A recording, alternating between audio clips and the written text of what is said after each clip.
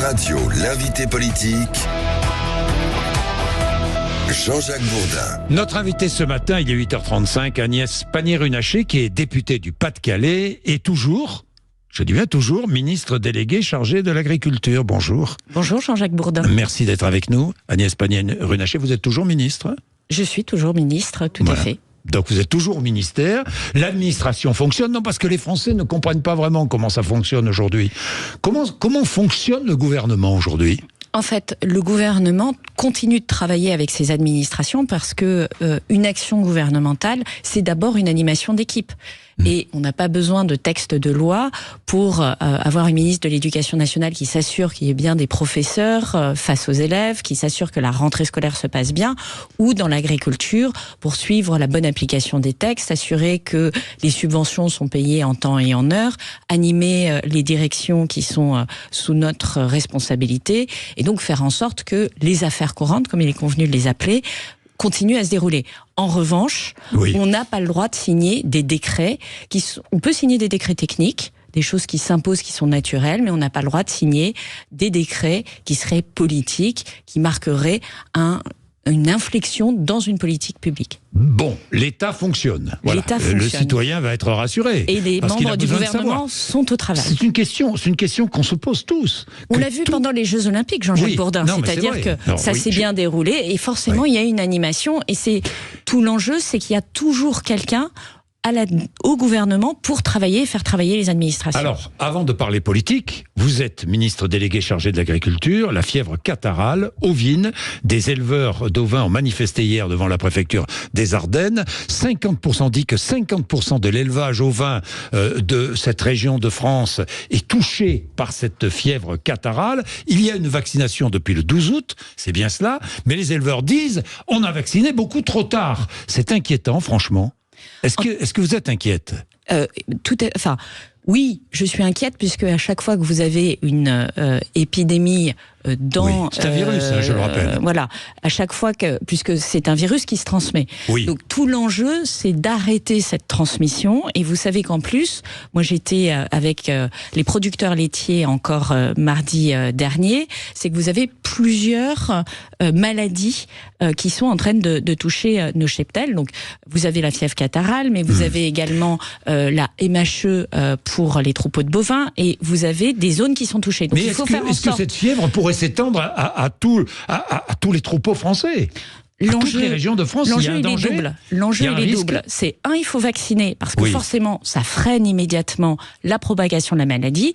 Et deux, il faut être particulièrement vigilant. Et les marchands de bestiaux doivent notamment être particulièrement vigilants dans le transport des bêtes, de façon à éviter cette transmission. On sait bien que dans certaines régions, on n'en avait pas. Et forcément, il y a eu une diffusion. Et cette diffusion, elle est aussi liée à des mouvements d'animaux. Est-ce que les éleveurs seront indemnisés ? Vous savez, on a toujours accompagné, dans chaque fois qu'il y a eu ce type d'épisode, les éleveurs. On l'a fait pour la MHE et évidemment, on sera au rendez-vous sur d'autres épisodes. On sera au rendez-vous sur d'autres épisodes, mais aujourd'hui, l'enjeu, c'est d'avoir des doses, d'avoir des vétérinaires et de vacciner au plus vite. Et Marc Fesneau est mobilisé sur ce sujet-là. Bien. Un Premier ministre. Oui. Vous cherchez toujours un Premier ministre, enfin pas vous, c'est pas vous, mais moi, vous avez une idée. Je ne cherche pas un Premier ministre. Vous avez une petite info à nous donner ce matin. Vous savez qui ? Vous ne savez pas plus que moi, je suis sûr. Non, parce que si je le savais, ça veut dire que le Premier ministre serait nommé en toute logique. Oui, mais vous pouvez savoir qui va être nommé. Je crois que ce qu'il faut se dire, c'est que on a besoin, de nommer vite un Premier ministre. Parce que le message que nous ont envoyé les Français dans ces élections, il est triple. Au premier tour, il place le Rassemblement national en tête. Il faut l'entendre. Il y a un besoin d'autorité et d'ordre dans ce pays, et tous les partis politiques doivent l'entendre. La deuxième chose, c'est que les Français nous disent, à nous, vous avez perdu. Nous voulons un changement de politique. Changement de politique, changement de casting, il faut une nouvelle équipe, ça aussi c'est naturel. Et au deuxième tour, ils nous disent qu'ils ne souhaitent pas que ce soit le Rassemblement national qui dirige le pays, et donc il faut que les autres partis politiques trouvent un chemin. Ça ne veut pas dire faire une coalition. C'est ce que j'entends depuis 50 jours. Hein. Ça ne veut pas dire trouver une coalition à 11, ou à 10 en l'occurrence, puisque le 11e c'est le Rassemblement national. Ça veut dire plus simplement faire en sorte sur 4-5 points, de trouver un pacte de non-agression, de non-censure pour pouvoir avancer. Jean-Jacques Bourdin, en Belgique... En Belgique. Ils ont fait leur élection avant nous, ils n'ont toujours pas de gouvernement. Oui, sauf que c'est un régime parlementaire. C'est une situation dans un régime classique. Présidentiel. Pardon, Agnès Pannier-Runacher, ça n'a rien à voir. Nous sommes dans un régime où le Parlement, aujourd'hui, a récupéré une grande partie du pouvoir. Et je pense qu'il appartient... Ce que vous dites est assez juste au sens où les partis n'ont pas l'habitude de se comporter comme si on était dans un régime parlementaire. Oui, ça, je suis bien d'accord. Ils n'ont pas cette tradition de coalition et de compromis. Est-ce qu'il faut un Premier ministre issu de la gauche ou pas ? Ou issu de la droite, je ne sais pas, moi. Les faits sont têtus. Aujourd'hui, vous avez plus de 190 députés à gauche, vous en avez 47 dans la droite républicaine, et vous avez un bloc central avec à peu près 160 députés autour du président de la République, et une vingtaine qui sont lyotes, donc vous avez à peu près 190 qui sont au centre, on va dire, pour ou contre Emmanuel Macron. Ça veut dire que le pays ne penche pas à droite.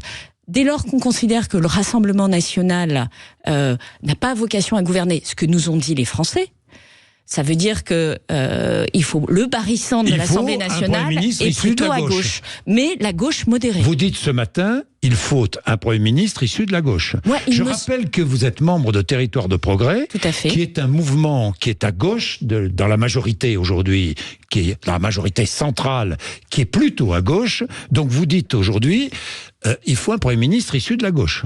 Moi, je dis qu'il faut effectivement un Premier ministre, mais c'est le barycentre de notre Assemblée, c'est les mathématiques, c'est pas parce que ça me plaît. Issu de la gauche. Mais je pense qu'il faut un Premier ministre issu de la gauche et qui soit capable de ne pas hystériser, si je peux utiliser ce terme, la droite, c'est-à-dire qui est capable d'incarner une figure d'autorité, puisque c'est un point sur lequel la droite est très attentive aujourd'hui. Donc vous êtes toujours un soutien de Bernard Cazeneuve, par exemple ?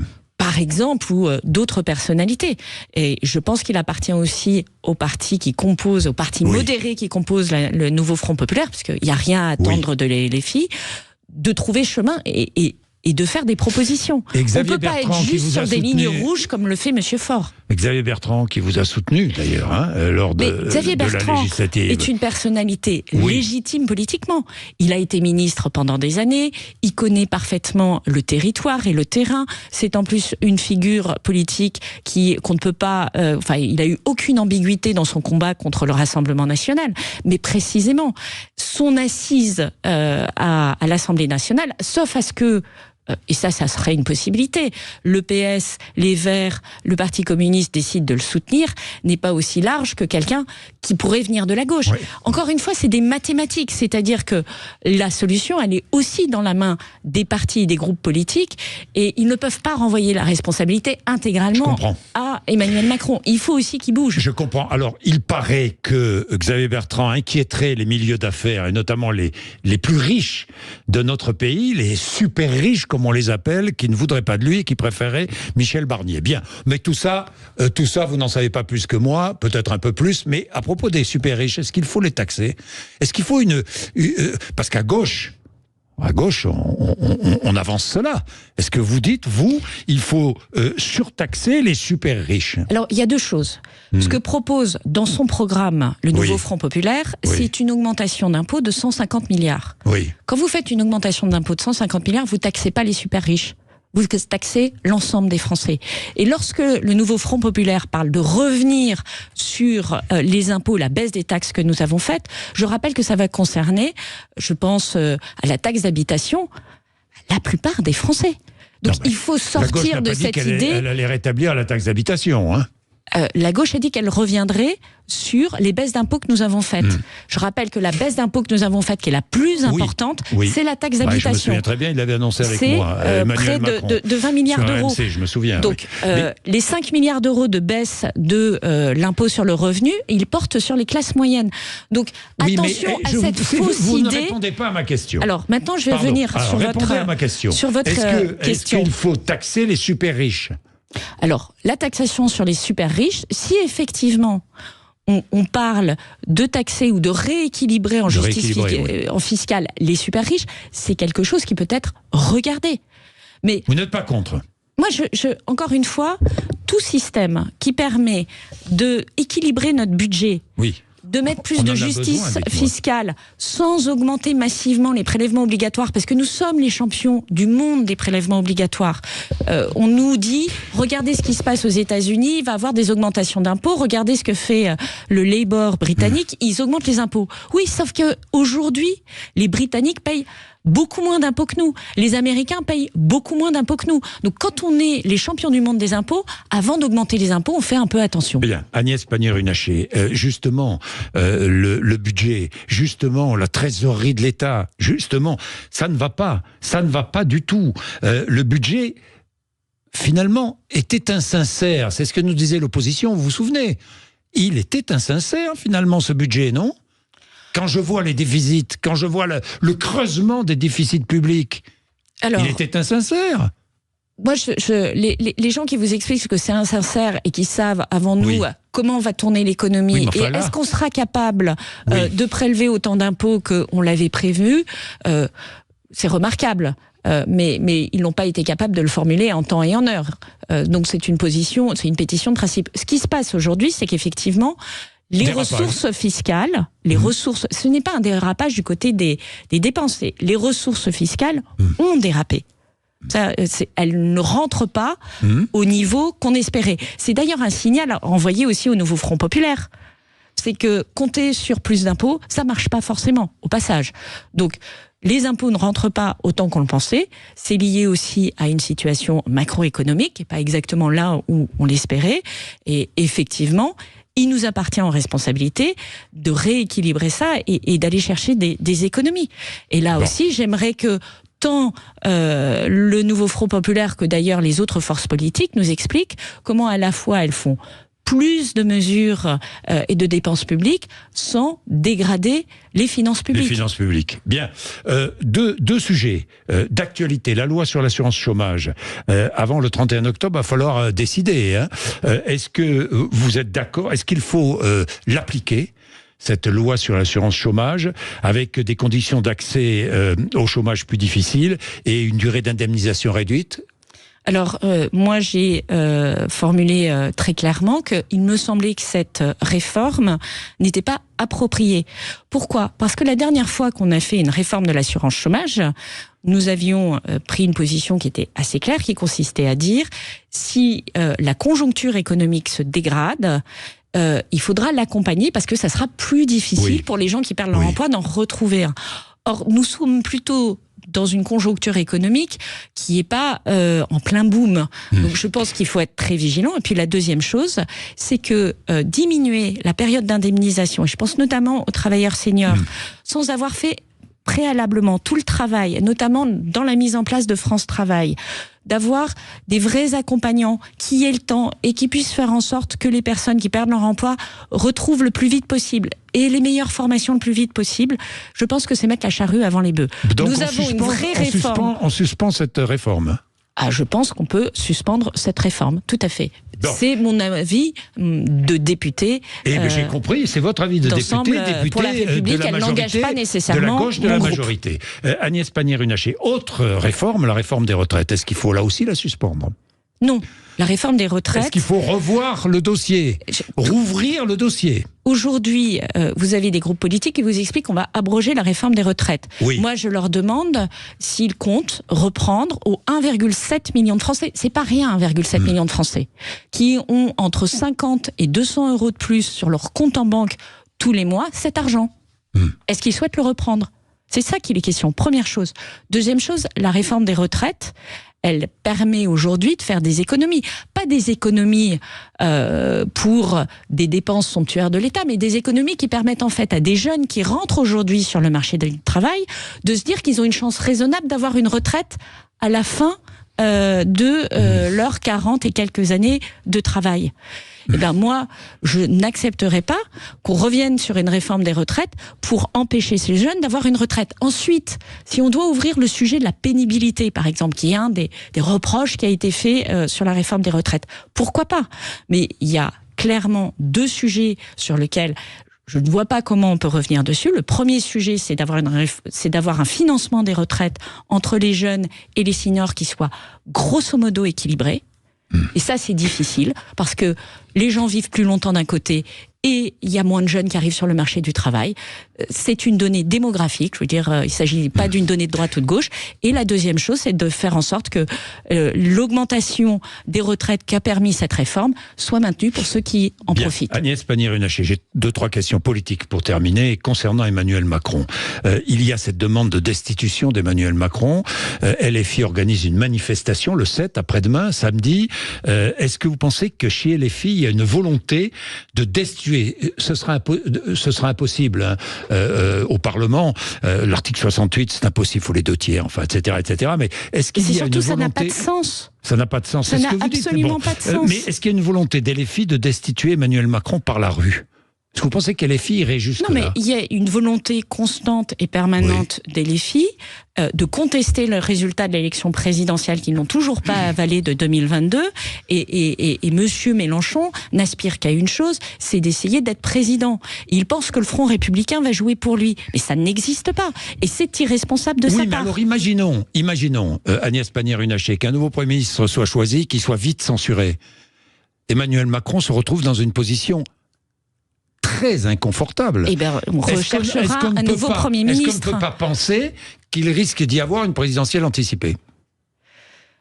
Moi, je vais vous dire, en responsabilité aujourd'hui, une démission du président de la République, c'est pas bon pour nos institutions.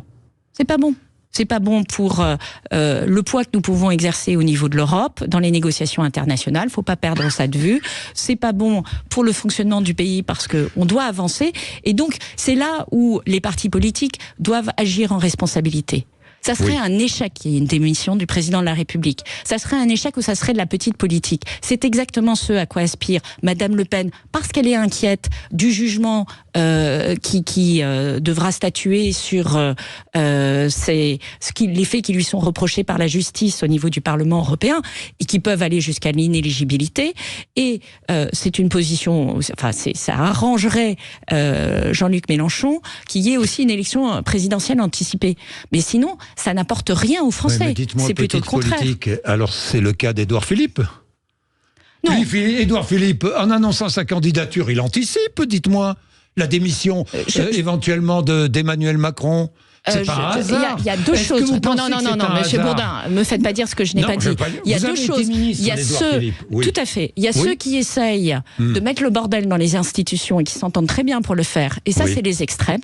Le Rassemblement national, sous couvert de bonne manière, en réalité, je le rappelle, a voté pour qu'il y ait 2 vice-présidents LFI à l'Assemblée nationale et 2 vice-présidents LFI à l'Assemblée nationale. Ça ne correspond pas du tout au poids de LFI dans l'Assemblée nationale. Et LFI, dans sa stratégie permanente de bordelisation, continue à essayer de créer des moments où un espace pour leurs leaders maximaux. Et puis vous avez des partis qui, en responsabilité, ont effectivement des leaders qui se positionnent. Monsieur Bertrand ne cache pas son intérêt pour l'élection présidentielle. Est-ce que c'est pour ça qu'il veut la destitution du président? Non, je ne le crois pas. Oui, enfin... Vous avez vu ce qu'a écrit Rachida Dati, vous allez me dire si vous êtes d'accord avec elle ou pas. L'élégance comme la reconnaissance devrait amener à plus de respect de l'institution présidentielle et de l'homme qui nous a permis d'agir et même d'exister sur le plan politique. Et c'est adressé à Édouard Philippe. Vous êtes d'accord ou pas avec ces propos-là ? Franchement, je trouve que c'est des discussions qui sont pas celles qui intéressent aujourd'hui les Français. Non, mais d'accord. Mais... Non, mais je vous le réponds parce que moi, ce qui m'intéresse aujourd'hui, c'est de travailler. C'est pas de savoir si Pierre, Paul, Jacques se sont dit, sont d'accord, sont pas d'accord, s'entendent bien ou s'entendent pas bien. Vous savez très Ce bien n'est que la pas vie politique intéressant. est sclérosée par les ambitions présidentielles des uns et des autres. Précisément. Vous le dites vous-même. Donc, trouvons un Premier ministre qui soit capable d'être au-dessus de la mêlée, et trouvons des groupes politiques qui sortent de leur posture et que, plutôt que de nous expliquer qu'est-ce qui est inacceptable, pour eux nous disent ce qui est acceptable. Moi, j'ai négocié beaucoup de choses au niveau européen. J'ai vu comment fonctionnaient les coalitions européennes. Je ne comprends pas pourquoi on serait plus bête que d'autres pays européens et incapables de mettre en place. C'est qui ont les groupes politiques. Les groupes politiques. Et les partis politiques. Les partis politiques et, vous-même, et les groupes politiques. Et je me mets dans le sac. Je considère que mon devoir, c'est d'essayer de discuter avec des gens de droite, avec des gens de gauche. Il ne s'agit pas de se mettre d'accord sur un programme. On ne sera pas d'accord, on ne porte pas les mêmes visions de société. Et c'est normal, et c'est sain. Il s'agit de se dire quels sont les 4 sujets sur lesquels on ne se bloque pas et on fait en sorte d'avancer. Et les sujets, ils existent. L'école, la santé, le pouvoir d'achat, l'autorité. Et en plus, il y a cette réflexion sur une réforme de nos institutions, précisément pour tenir compte... Vous êtes favorable à la proportionnelle ? Vous demandez... Moi, je suis favorable à ce qu'on ouvre le débat. Oui. Maintenant, la proportionnelle, et la situation actuelle le montre, c'est pas la réponse qui fonctionne forcément, puisqu'aujourd'hui... Peut-être parce que le compromis se fait avant. Peut-être parce que le compromis se fait avant. En tout cas, c'est un sujet qu'on doit mettre sur la table pour essayer de faire en sorte que nos institutions fonctionnent bien. J'ai une dernière question. Il paraît que vous refusez de prendre l'avion, c'est vrai ? Pour voyager ? C'est vrai que j'essaye de limiter au maximum mes trajets en avion dans le cadre personnel et que pour préserver la planète. Ayant été ministre de la transition énergétique et jongler avec tous les chiffres d'émissions de CO2, j'essaye de m'appliquer moi-même ce que j'ai essayé de pousser au niveau national et européen et international. C'est-à-dire que quand il y a une alternative par le train notamment, c'est mieux de l'utiliser. Bon. Merci Agnès Pannier-Runacher d'être venue nous voir ce matin sur l'antenne de Sud Radio. Il est 8h56. Patrick Roger sera avec vous après les informations de 9h.